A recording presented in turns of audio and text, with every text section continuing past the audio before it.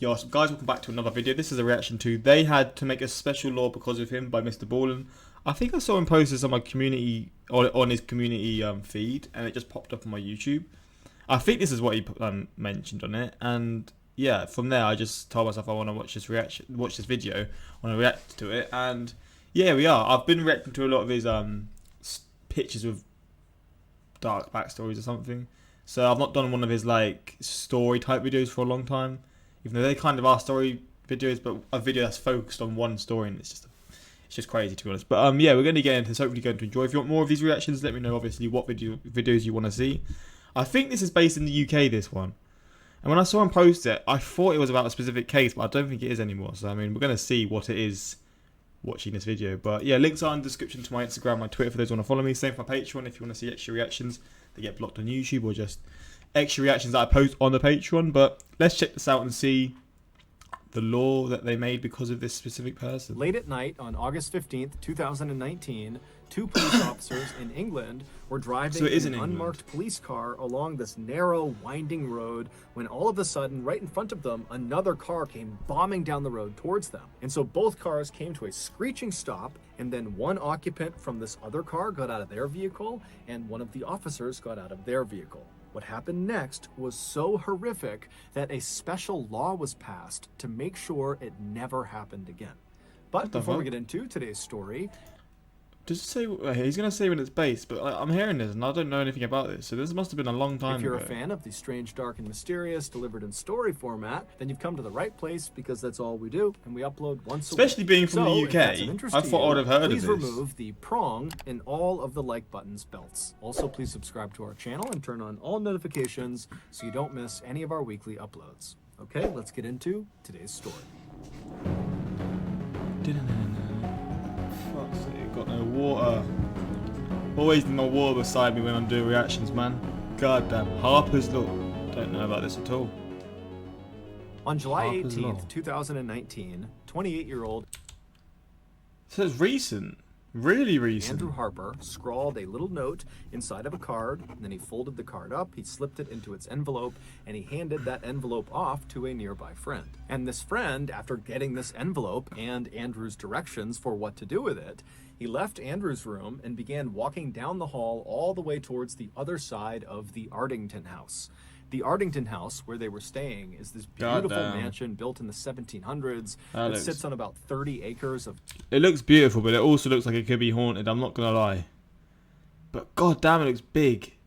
I mean, yeah, if this was abandoned, then it would be like a place that would be quite a scary place to explore, but also quite fun. But obviously it's not. It looks beautiful, but god damn, it does have a creepy vibe to it. Gardens and parklands, and it's located about an hour west of London in the English countryside. Once Andrew's friend, with this letter in hand, had walked all the way across the mansion and had found the room he was looking for, he gently knocked on the door, and then after being led inside, he made his way right over to 28-year-old Lissy Beckett, and he handed her the envelope. Lissy and Andrew had grown up in the same town of Wallingford, which is a small rural town about 10 miles away from where they were at the Ardington house. And from the time Lissy and Andrew had met each other when they were 15 years old, they had become totally inseparable. It was truly love at first sight. And now, 13 years later, they were finally getting married. And so Lissy, after getting this envelope, she saw the writing on the outside of it and knew it was from her fiance. And so she smiled, she opens up this letter, and she reads what's inside. And it just said, "Life is slippery. Here, take my hand." While on the surface, this little note seemed like nothing more than a romantic gesture from Andrew, in reality, those 7 words contained in that card were a great representation of who Andrew really was. He was a protector. Ever since Lissy could remember, Andrew had always been so concerned with her safety. And for that matter, anybody around Andrew was just worried about and wanted to make sure everybody was taken care of. I do feel that, to be honest. I see that a lot. And as Andrew got older and grew to be this massive 6'5" tall man, his natural inclination to protect other people only became more pronounced. While Andrew was known for being incredibly charming and friendly and approachable, at a moment's notice, he could flip the switch and literally step in and use his big frame to protect anybody that needed protecting, no questions asked. And so it came as no shock to Lissy, or really anybody who knew Andrew, when Andrew, at the age of 19, became a special constable or volunteer police officer for the Thames Valley Police Department.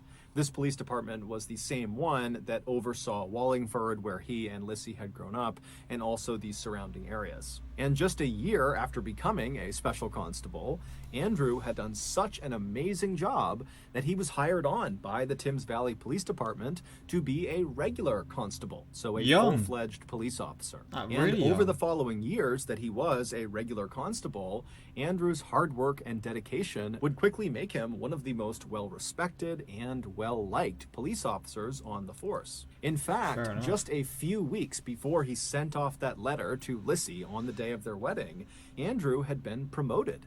He had been assigned to the road policing unit within the Thames Valley Police Department, and what that meant was, in addition to a host of new responsibilities on a day-to-day basis, Andrew would now become one of the police officers who would immediately respond to any emergency call that came in. He was basically a front lines police officer now. And so, of course, this meant Andrew's job just became a lot more dangerous. But for Andrew, that didn't matter at all, because to him, the most important thing was protecting people in need. And so this promotion just gave him a bigger opportunity to do that.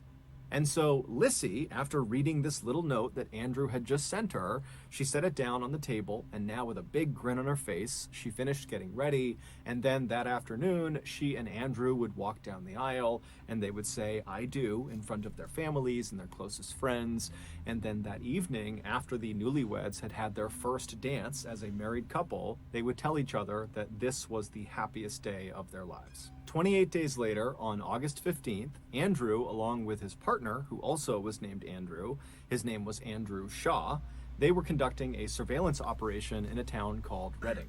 Reading is a town about 30 minutes south of Wallingford. Just after 11 p.m., the men finally decided it was time to shut down their operation and head back home. Their shift had actually ended 4 hours earlier, but being hardworking and diligent police officers, they had worked overtime because they knew it would help their unit. But now at 11 p.m., they were totally exhausted, and so as they're kind of yawning and packing up their things, Shaw, who was driving, would fire up the engine of the unmarked BMW car they were in, and then once it was on, he would pull away from the curb, and they would start heading north. At the same time, a very distressed man who lived not far from where Andrew and Shaw had just been doing surveillance, he called 999, and he told the dispatcher that just a few moments ago, this gray sedan had pulled up his driveway and stopped right outside of his property. Now, this man's property was off of a road called Admore Lane, which was this winding one-lane country road that had very little traffic, and there was not that many properties off of it. And so for anybody to pull on to this man's property would have caught his attention, let alone a car pulling onto his property in the middle of the night. And so as soon as the... Especially living in the country, man, that must be a scary experience. You live so far from anything and you got this random car just pulling up to you. Man had seen these headlights coming up his driveway. He had gone to the window and watched, wondering, what is this person doing? Had they turned onto the wrong property? Are they going to turn around and leave? But to his horror, once this car had stopped right outside of his house, 3 masked men who were carrying weapons of some kind got out of the vehicle. And so at that point, the man had frantically dialed 999, and as he's trying to describe the situation to the dispatcher, he suddenly tells the dispatcher, as he's looking out the window, that he thinks these men are here to steal his quad bike. His quad bike was parked right outside of his detached garage, and he saw them walking towards it. And so he tells the dispatcher, who's already told him that police are on the way, he tells the dispatcher, "I can't wait any longer. I'm going out to confront them and stop them from stealing my bike." The dispatcher yells at him not to and says, "They have weapons. Stay in your house." But this guy's not listening, and so he runs to his front door. He opens the front door up. But one thing you got to respect the how he is. He's just one of those people who obviously he's not afraid to confront or whatever. But secondly, opposite end of the spectrum, maybe you should just chill in your home. And because there's only going to be 2 ways you can escape, right? It's just a long winding road, and obviously it's far away from everything. So it's possible that they would have been spotted. But I guess, I mean, he just wanted to confront them. But bro, I would not do that, man.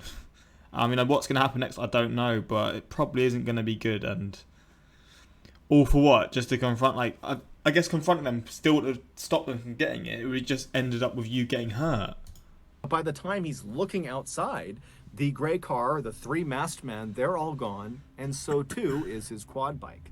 And so he goes back in the house, he's talking to the dispatcher, and the dispatcher says, look, just stay at your house, the police are on the way, they will intercept that car, they'll get your quad bike That's back. what I'm thinking. And so seconds later, a call went out over the radio to Thames Valley Police to go and intercept this gray car on Admore Lane. So whoever was closest, go over there, but be advised, the occupants of this car are 3 masked men that are armed and dangerous. Now, Andrew and Shaw, when they heard this call, they would have known that they were not the only officers that could have taken this call.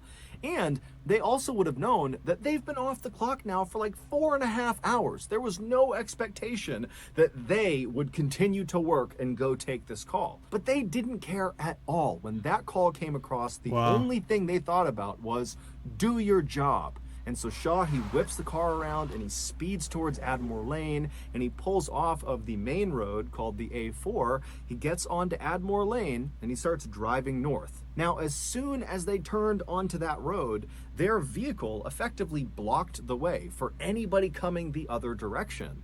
And so at this point, they're expecting this gray car full of these masked men to be coming in their direction, and they are now blocking the way. And so Andrew and Shaw, as soon as they get on that road, they know a close quarters confrontation is almost guaranteed.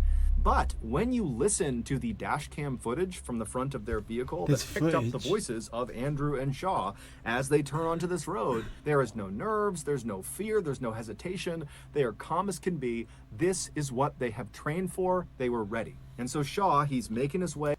Oh my God, there's footage. Oh shit, look how... road. It's totally... Bro, these British flipping country roads, man, you cannot... They're so, like, built for, like, car crashes and stuff. That doesn't make sense. But basically, they're just all like this. Narrow roads, like, cars will be speeding around across one way and then you just crashing. But if you're parking up with the expectation to try and stop this car, I'd hope at least you get out of the car. You're not sitting in the car whilst you're waiting for it to stop the other car from passing by. I hope that's at least what you've done. The trees are practically on top of the road. It's like a tunnel of trees. Man. And so they're driving along this road, and then all of a sudden, up in the distance, you can see on the dash cam footage, you see headlights bombing toward them. They're way off in the distance, and then all of a sudden, that car, these headlights, they come flooring out right in front of them, and both cars come to a screeching stop. You can hear the screeching of the brakes on the dash cam footage. And so this car in front of them comes to a full stop, and Shaw, he stops, but then he moves up just a little bit closer before fully stopping the car. And so now the two cars are only maybe 10 or 15 feet apart. At this point, it's important to understand that the vehicle that Shaw and Andrew were in was an unmarked car, and they had intentionally not put on their blue lights as they're cruising up this road because they didn't want the suspects to see the blue lights in the distance and turn around and get away. And so now they've come face to face, and so Andrew and Shaw, they're looking at this vehicle, and they can see that one, it's a gray sedan, so it matches the description of the car they're looking for, and two, behind this gray sedan is what looks like a quad bike that they are towing. And so they know this is the car they were looking for. It's on Admore Lane. This has got to be it. And so Shaw, he flips on the blue lights, and Andrew, who's in the passenger seat, he opens the door and begins yelling at the occupants to stay where they are. But they don't listen, because now the masked men in the gray car, they know they've been caught. There's police right in front of them. And so suddenly, one of the masked men in the back seat of this car, he leaps out of the vehicle and he runs around to the back of the gray car and he unhooks the quad bike, and then the gray car, without even waiting for this third masked man to get back inside, it just begins. They just staked him. Without even waiting for this third masked man to get back inside, it just begins driving forward on the left side of Shaw and Andrew, basically trying to drive around them, despite the fact there's nowhere to drive. It's a ditch on either side of the road. But obviously, these guys are desperate and willing to do anything to get away. And so this gray car has driven down into this ditch before...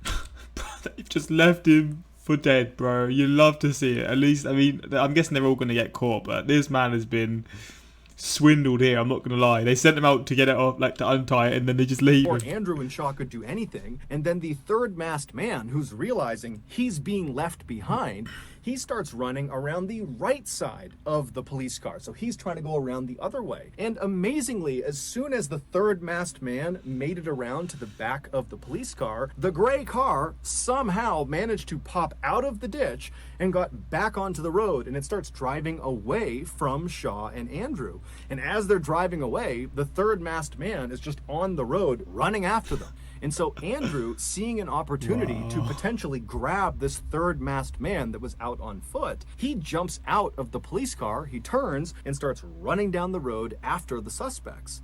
And so Shaw, he doesn't have enough space on this road to turn around and drive after them.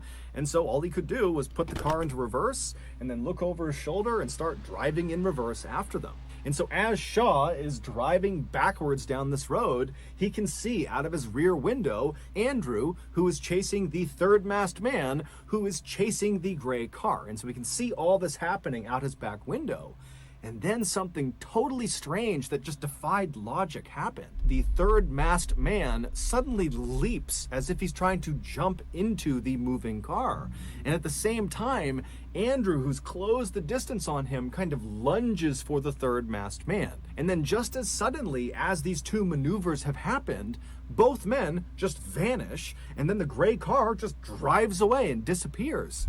And so Shaw, he's watching this happening, and he has no idea what he's just witnessed. He's thinking, where did Andrew go? Where'd the third masked man go? What's happened? But he still can only drive in reverse, and so he's just driving and driving, and then finally he reaches a point in the road that's just wide enough that he's able to turn the car around, and as he's doing that, you hear over dispatch that someone is asking Shaw, what's going on? Where are you? And all Shaw is able to say is, my partner, Andrew, has gotten out of the vehicle and I lost him. I don't know where he is.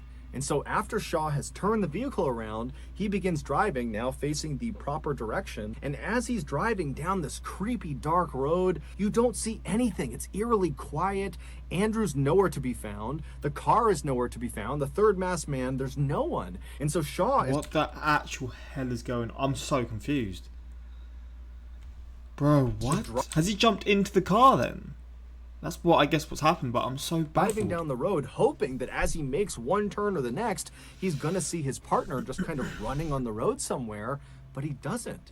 But as he's driving along, what Shaw didn't realize was that there were things in the road that belonged to Andrew. They were kind of small, so he didn't see them, but the footage would later reveal that it was almost like there was this trail of Andrew's things kind of littered all over the road. There was his wallet, then there was his badge, then there was his license and other ID cards, and then there was his glove, and then there was this piece of plastic that looked like it belonged on Andrew's vest. And then a little farther down the road, because Shaw is still driving and scanning for his partner and scanning for anything, and there's just nothing. As he's driving along, he would, in real time, notice something of Andrew's, and it was Andrew's stab vest that he wore over his chest. And so he stops the vehicle and he gets out, and again, he's on this totally pitch black road where it's weirdly quiet, and he's walking up and he grabs the vest, he comes back into his vehicle and he puts it down inside of his car, and at this point, over the radio, people are asking Shaw, what's going on? Where are you? And you hear in Shaw's voice a bit of panic as he's like, I've found Andrew's stab vest. It was on the side of the road, and he can't make sense of that. He has no idea why it's there, and dispatch, they don't know what to make of that. And so Shaw just continued driving down this road, thinking to himself, what's happening here? Meanwhile, less than a mile away at the end of Admore Lane, where it joined up with A4, which is where Andrew and Shaw had originally come in, two other Thames Valley police cars had arrived at that intersection. They had gone there specifically to try to intercept this gray car as they fled. And so they're sitting at this intersection and they're looking up Admore Lane and they see headlights bombing towards them. It's the gray car, and the gray car comes speeding out onto A4. It makes a hard turn and it speeds away from these two police cars. And so one of these two police cars that were waiting out on the A4, one of them takes off following the gray car. But the other police car, they stay right there because unbelievably, they had just spotted Andrew. It would turn out when Shaw first put the BMW into reverse and he began going in reverse towards his partner who was chasing the third masked man who was chasing the gray car, when he was doing that and he was watching out his back window and he saw the third masked man jump and then disappear and then Andrew disappeared, that was not a figment of his imagination. That really happened. The third masked man had attempted to jump into the moving vehicle, and he had been successful. As for Andrew, why he suddenly vanished, the reason for that is truly horrific. The three masked men were 18-year-old Henry Long and 17-year-olds Albert Bowers so young. Oh, you are sickos, man. What are you going to do to... and Jesse Cole. All three of them, prior to this night, had fairly extensive criminal records, and they proudly referred to themselves as career thieves, which basically just meant they spent all day and all night stealing from people.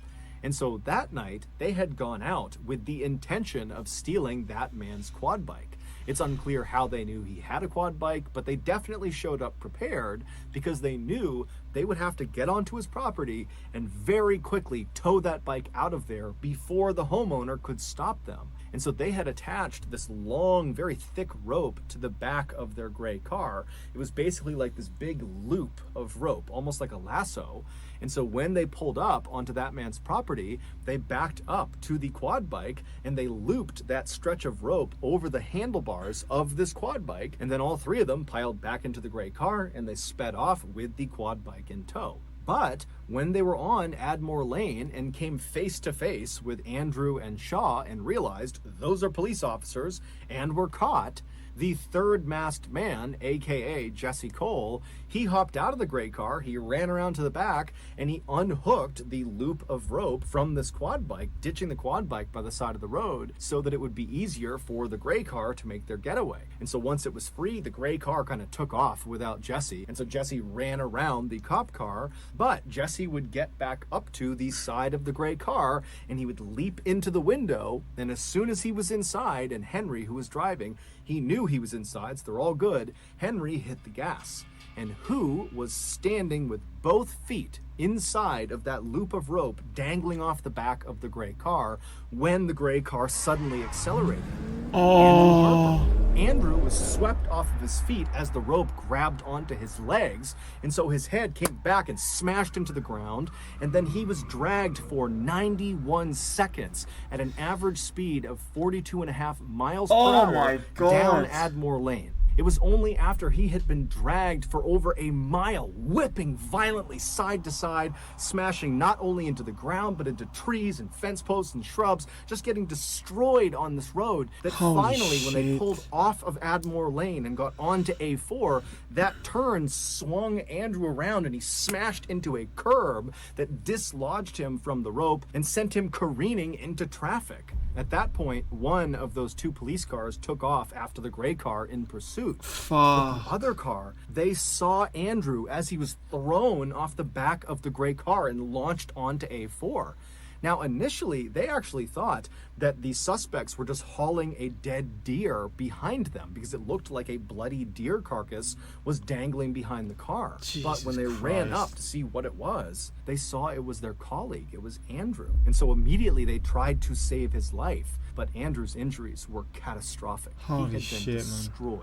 And so Andrew Harper would die at 11:45 p.m. on the side of the A4. About 20 minutes after he and his partner had so selflessly agreed to go after this car despite the fact they didn't have to. The three killers were arrested about 1 hour after Andrew had died. A police helicopter had spotted their car parked amongst some buildings about 4 miles away from where Andrew was found. During their trial, the three teens would say they had no idea that Andrew was attached to that tow rope as they sped down Admore Lane. This is despite the fact that the prosecution, they went out and recreated the exact scene that played out on Admore Lane. They used the same car, they used the same tow rope, and they used a very lifelike dummy that was the same size as Andrew Harper. It was 6'5", 200 pounds, and they strapped it on the back of the car, and they drove the same mile stretch to see what it would be like to drive with Andrew attached to the back. And these experts that went through this recreation over and over and over again, they said the same thing. It was nearly impossible to drive the car because as soon as the dummy would start to shift one way or the other, it would tug and pull on this little gray car. And so handling this car would have been a nightmare, not to mention the fact that the sound of Andrew grinding against the cement and smashing into trees and posts would have been extremely loud. And so the prosecution attested that there was absolutely no way that those three teens wouldn't have known that there was a person connected to the back of their car. Also, the prosecution said that all along Admore Lane, they found blood on both sides of the road, high up into bushes and on trees, indicating that as Henry had driven along with Andrew behind him, he must have been swerving violently side to side, most likely, at least according to the prosecution, to try to dislodge the person that was stuck on the back of his car. But the three teens never changed their story.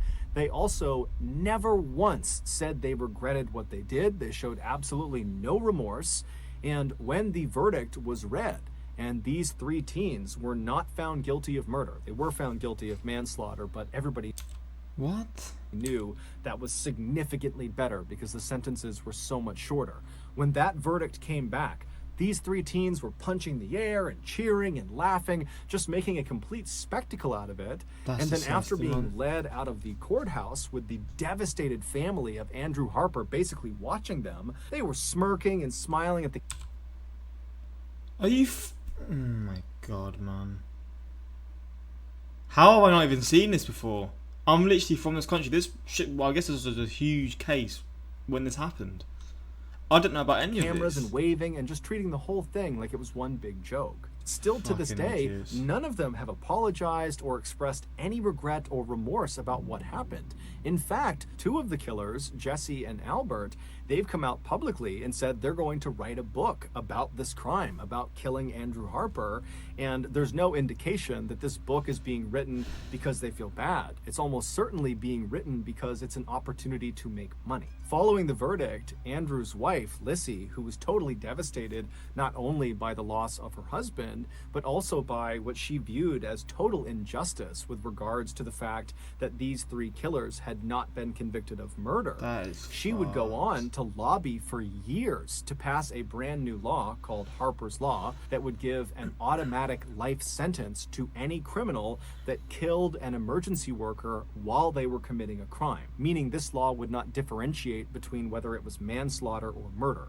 If you killed an emergency worker while committing a crime, you're going to jail for life. And this year, Harper's Law was passed. However, it will have no effect on the sentences of Andrew Harper's killers. Henry would be sentenced to 16 years in prison, and the other two, Albert and Jesse, would be sentenced to 13 years in prison each. All three of them will be eligible for parole by the time they are 28 years old, which is the same age that Andrew was when they killed him.